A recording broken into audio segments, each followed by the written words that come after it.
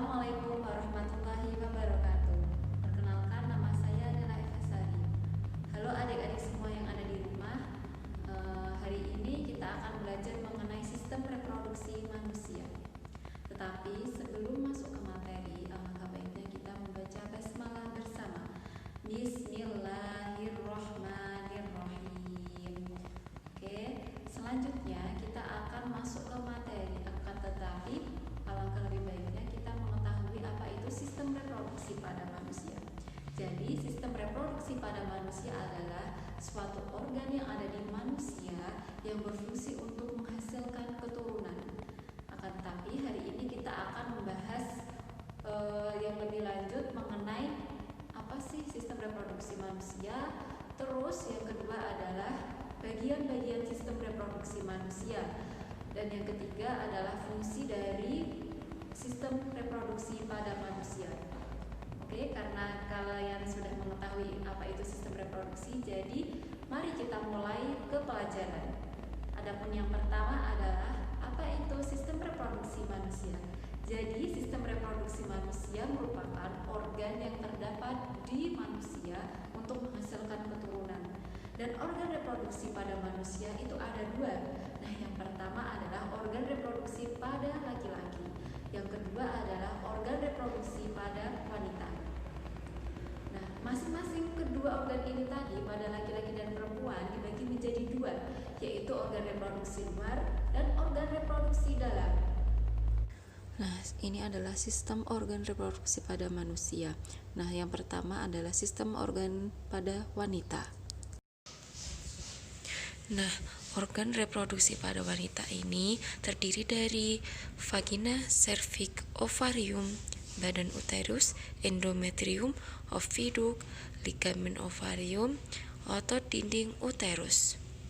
Baiklah, saya akan menjelaskan satu persatu fungsi organ-organ tersebut. Seperti yang sudah saya jelaskan di awal, organ reproduksi wanita itu ada dua, yaitu organ reproduksi luar dan organ reproduksi dalam.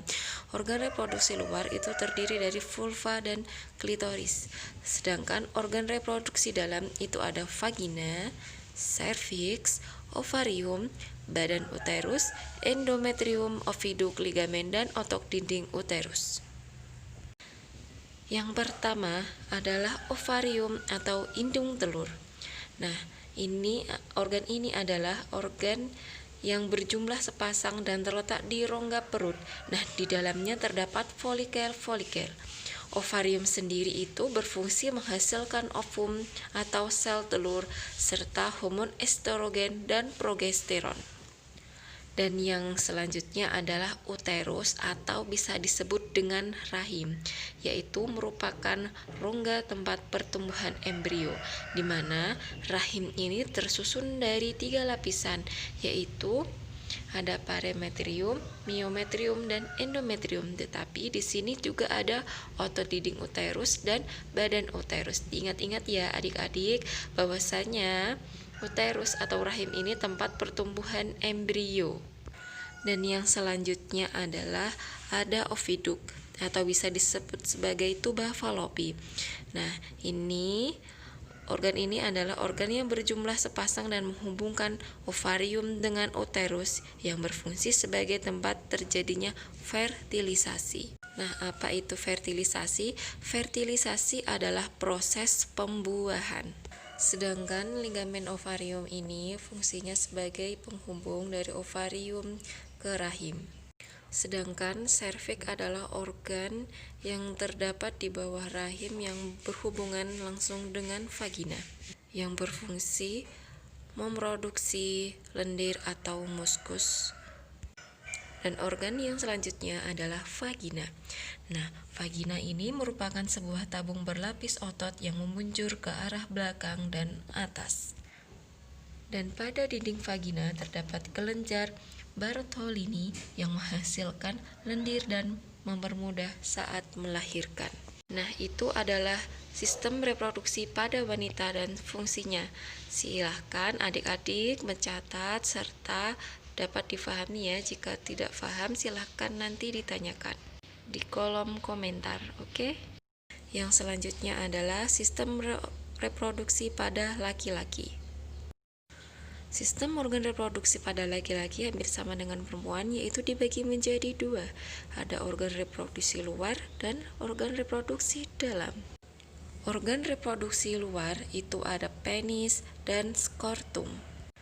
Penis sendiri memiliki fungsi sebagai alat korpulasi atau persetubuhan, sedangkan skrotum berfungsi sebagai pelindung testis dan mengatur suhu yang sesuai bagi spermatozoa. Dan sekarang organ reproduksi dalam yaitu ada testis. Nah, testis ini adalah sejumlah sepasang berbentuk bulat telur tersimpan di dalam skrotum yang memiliki fungsi sebagai tempat pembentukan sel kelamin jantan atau spermatozoa dan hormon kelamin testosteron.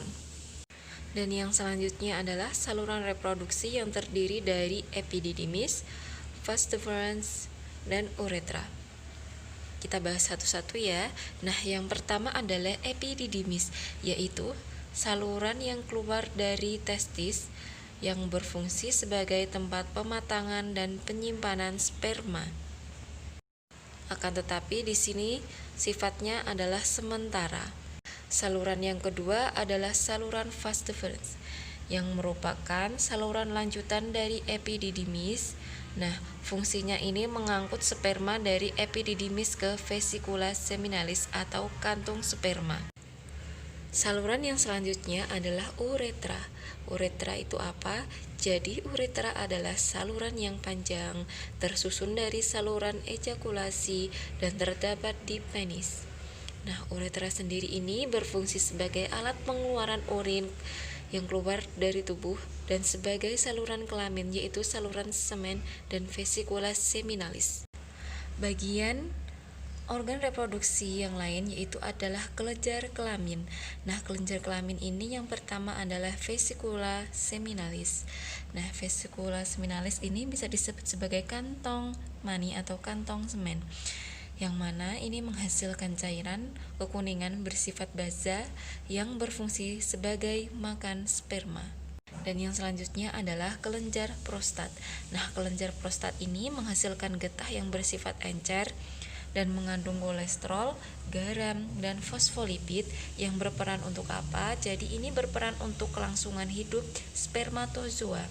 Dan yang selanjutnya adalah kelenjar Cowper. Kelenjar ini berfungsi untuk apa? Jadi kelenjar ini berfungsi untuk menghasilkan cairan kental yang berfungsi melicinkan atau nama lainnya ada lubrikasi dalam pergerakan sel sperma. Nah, itu materi sistem reproduksi manusia dari kakak ya. Dan yang selanjutnya adalah adik-adik atau teman-teman semua